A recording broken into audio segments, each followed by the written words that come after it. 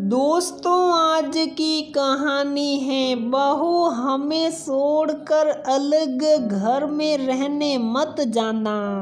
दोस्तों, कहानी शुरू करने से पहले अगर आपने हमारे चैनल को सब्सक्राइब नहीं किया है तो सब्सक्राइब कर लीजिए ताकि आपके पास पहुंचे हर नया वीडियो।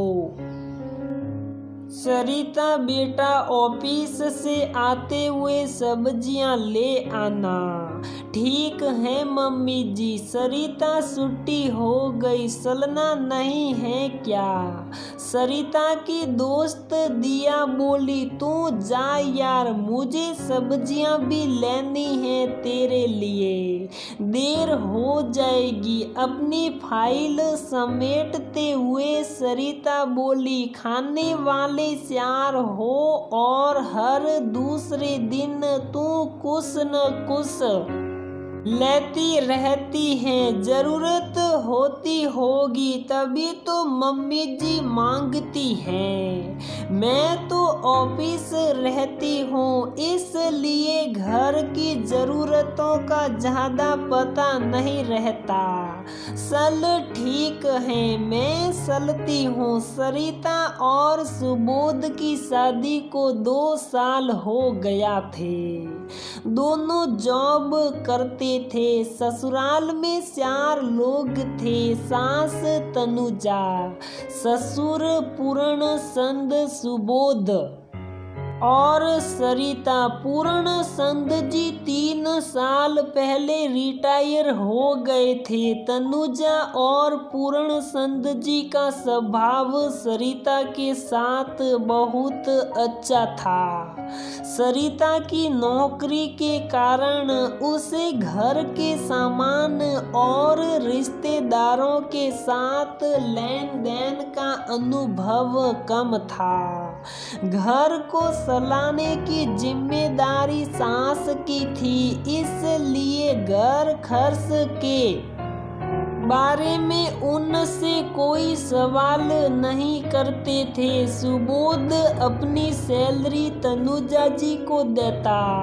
सरिता की सैलरी उसके पास ही रहती। वह तनुजा जी के कहने पर घर का सामान ले आती। अक्सर ही तनुजा जी सरिता से घर का सामान मंगाती रहती। कभी कभी वो सामान भी मंगा लेती जिसके बिना भी काम चल सकता है। फिर भी सरिता और सुबोध कोई सवाल नहीं पूछते थे। सरिता, कल बड़ी मौसी शकुंतला आ रही है, उन्हें यहाँ अस्पताल में दिखाना है। तुम ऑफिस से आते हुए फल और जूस के 2-3 पैकेट ले आना। जी मम्मी जी। कुछ और चाहिए होगा तो आप फोन कर दीजिए। शकुंतला जी आई तो सरिता ने उनका खूब आदर सत्कार किया। सरिता के स्वभाव ने शकुंतला जी का मन जीत लिया। तनुजा जी शकुंतला जी को अस्पताल से दिखाकर वापस आ रही थी। सामने दवाइयों की दुकान देख शकुंतला जी बोली, तनुजा चल दवाई ले लेते हैं, दीदी सरिता ले आएगी। हम तो दुकान के पास हैं, उसे क्यों परेशान करना। परेशानी की क्या बात है, वैसे भी उसे दवाइयों की अच्छी समझ है। शकुंतला जी कुछ और बोलती उससे पहले तनुजा जी उनका हाथ पकड़कर आगे बढ़ गई। सरिता, मैं तुम्हें व्हाट्सएप पर दीदी की दवाइयों की स्लिप भेज रही हूँ, शाम को आते हुए ले आना। घर आकर तनुजा जी ने सरिता को फोन कर बोला।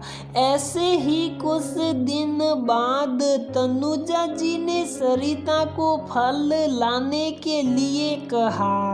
तनुजा बहू को क्यों बोल रही हैं, हम घूमते हुए ले आएंगे। दीदी आप ज़्यादा नहीं चल पाओगी और आपको अकेला छोड़ मैं कैसे जा सकती हूँ। मौसी जी मम्मी जी ठीक कह रही हैं, मैं आते हुए ले आऊँगी।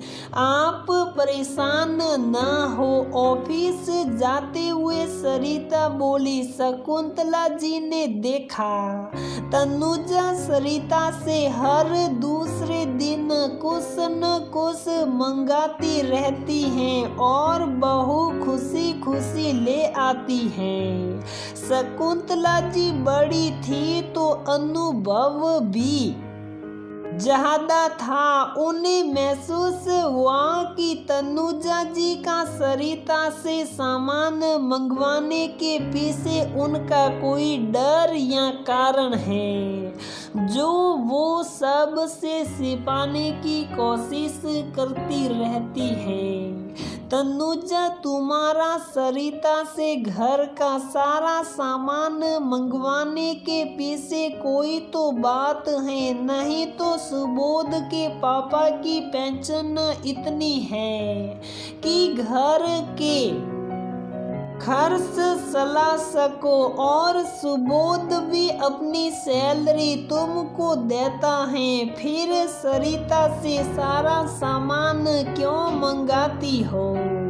एक दिन अकेले में शकुंतला जी ने तनुजा जी से पूछा, दीदी आपसे क्या छुपाना, एक ही बेटा है हमारा, हमारे बुढ़ापे का सहारा। मुझे डर लगा रहता है कि अपनी आजादी या कभी झगड़े के चलते बेटा बहू अलग घर न ले इसका सामान मंगवाने से क्या संबंध। दीदी सुबोध अपनी सैलरी मुझे देता है और सरिता से मैं किसी न किसी बहाने सामान मंगवाती रहती हूँ।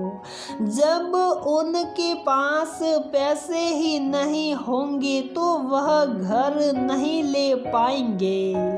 झिझकते हुए तनुजा जी बोली, मेरी भोली बहन, उन्हें अलग घर लेना होगा तो वह लोन लेकर या दोस्तों से उधार मंगा कर भी ले सकते हैं। अपने मन से ये वहम निकाल दे।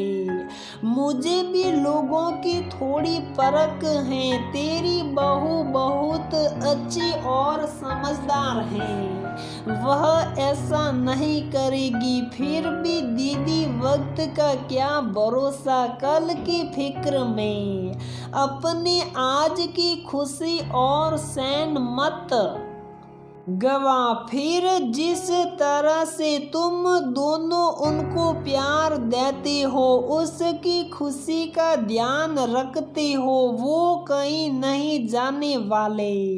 लेकिन तुम्हारा व्यवहार ऐसा ही रहा तो कल को ऐसा हो भी सकता है।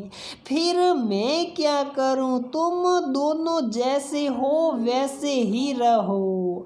बस अपने मन से वहम और बहू से हर दिन फालतू का सामान मंगवाना छोड़ दे। दीदी जैसे बचपन में आप मुझे समझाती थी, वैसे ही आज भी समझाकर आपने मुझे गलती करने से बचा लिया। मम्मी जी कुछ सामान लाना है क्या? ऑफिस जाते हुए सरिता बोली। नहीं, कुछ ज़रूरत होगा तो मैं और दीदी ले आएंगे, तुम जाओ। अपनी बहन में आए इस सकारात्मक बदलाव से शकुंतला जी खुश थी। तो दोस्तों, हमारी ये कहानी यहीं पर समाप्त होती है। अगर आपको हमारी ये कहानी पसंद आती है तो प्लीज़ वीडियो को लाइक करें, शेयर करें और हमारे चैनल को सब्सक्राइब ज़रूर करें।